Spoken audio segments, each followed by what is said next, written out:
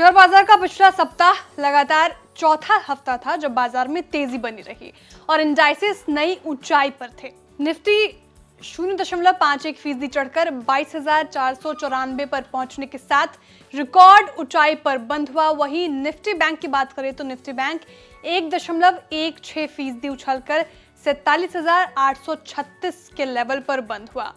अब बाजार के लिए अगला सप्ताह कैसा रहेगा, वो कौन कौन से ट्रिगर्स हैं जो बाजार की दिशा और दशा तय करेंगे, पूरी डिटेल जानेंगे इस वीडियो में। नमस्कार, आप देख रहे हो बिस्तक और मैं हूं श्रेया ठाकुर। सकारात्मक आर्थिक स्थिति, अमेरिकी बॉन्ड यील्ड में गिरावट के बीच विदेशी संस्थागत निवेशकों की ओर से निवेश में इजाफा और हाल के अमेरिकी आर्थिक आंकड़ों के बाद जून तक फेड फंड दर में कटौती की बढ़ती उम्मीद ने बाजार की सेंटिमेंट को बदल दिया। एनालिस्ट्स का मानना है कि आने वाले सप्ताह में बाजार की सकारात्मक गति जो है वो बरकरार रह सकती है। पहले नजर डालते हैं इंपॉर्टेंट इवेंट्स पर जिस पर बाजार की चाल निर्भर करती है। 10 मार्च को जापान Q4 जीडीपी आंकड़े पेश करेगा जिस पर बाजार की नजर रहेगी। 12 मार्च को भारत और यूएस फरवरी की सीपीआई महंगाई आंकड़े जारी करेगा।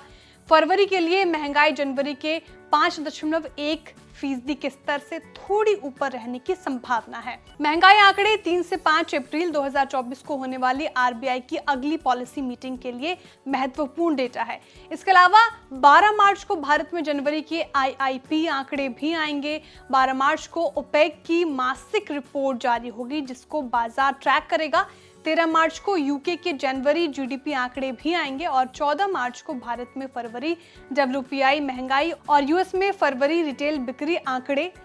15 मार्च को यूएस फरवरी इंडस्ट्रियल प्रोडक्शन के आंकड़े पेश करेगा। इस हफ्ते के बड़े इवेंट्स, अब बाजार के लिए पॉजिटिव क्या रह सकता है उस पर बात कर लेते हैं। तो एफपीआईज यानी फॉरेन पोर्टफोलियो इन्वेस्टर्स ने मार्च में अब तक 6100 करोड़ लगाए और 7 मार्च को FIIs यानी फॉरेन इंस्टीट्यूशनल इन्वेस्टर्स ने कैश सेगमेंट में 10,081 करोड़ की खरीदारी की। अमेरिकी 10 साल की बॉन्ड यील्ड में गिरावट और 10 साल बॉन्ड यील्ड 4.18% से गिरकर 4.08%। वहीं घरेलू संस्थागत निवेशक की बात करें तो यानी DIIs की बात करें तो सप्ताह के दौरान 10,129 करोड़ रुपए के शेयर खरीदे DIIs ने और सेंसेक्स की टॉप 10 कंपनियों का मार्केट कैप 71,301 बढ़ा है। ये सारे पॉइंट्स बाजार के सेंटिमेंट को बदलेगा। अब तेल के खेल को भी समझते हैं। तेल की कीमतों के लिए अंतर्राष्ट्रीय बेंचमार्क ब्रेंट क्रूड वायदा स्थिर रहा है और अब एक महीने में लगभग 80 से $84 प्रति बैरल के बीच है। इसने फरवरी के बाद से कई बार $84 प्रति बैरल से ऊपर बने रहने की कोशिश की लेकिन क्लोजिंग बेसिस पर इसे बरकरार रखने में नाकाम रहा।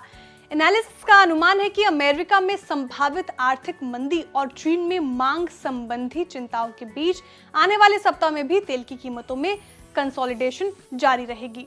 बीते हफ्ते 1.66% टूटकर ब्रेंट क्रूड $82.08 प्रति बैरल पर बंद हुआ। अब बात करते हैं आईपीओ की। तो आने वाले सप्ताह में प्राइमरी मार्केट में 8 नए आईपीओ खुल रहे हैं। पहले से खुल रहे 4 आईपीओ में भी नए सप्ताह में निवेश का मौका रहेगा।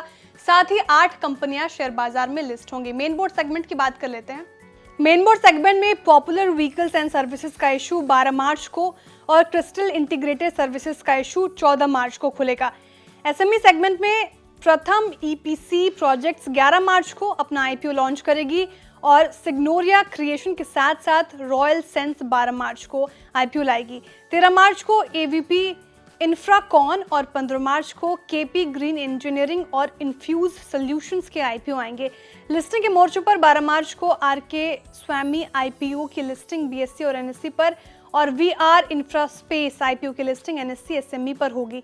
13 मार्च को जेजी केमिकल्स के शेयर बीएससी और एनएससी पर और सोना मशीनरी के शेयर एनएससी एसएमई पर अपनी शुरुआत करेंगे। इसके अलावा 14 मार्च को गोपाल स्नैक्स के शेयर बीएससी और एनएससी पर, कोरा फाइन डायमंड ज्वेलरी के शेयर बीएससी एसएमई पर, श्री करनी फैबकॉम के शेयर एनएससी एसएमई पर लिस्ट होंगे। पुणे ई स्टॉक ब्रोकिंग की लिस्टिंग 15 मार्च को बीएसई एसएमई पर होगी। तो हमने तमाम ट्रिगर्स बता दिए जो बाजार की दिशा और दशा को तय करेंगे। ये खबर हमने आपकी जानकारी के लिए तैयार की थी। भारतीय बाजार में कोई भी निवेश से पहले अपने सेबी रजिस्टर्ड फाइनेंशियल एडवाइजर की सलाह लेना ना भूले। आपको ये जानकारी कैसे लगी कमेंट करके जरूर बताएं। वीडियो को लाइक और शेयर करना ना भूले। साथ ही जो हमारे नए व्यूअर्स हैं वो भी चैनल को सब्सक्राइब करना ना भूलें।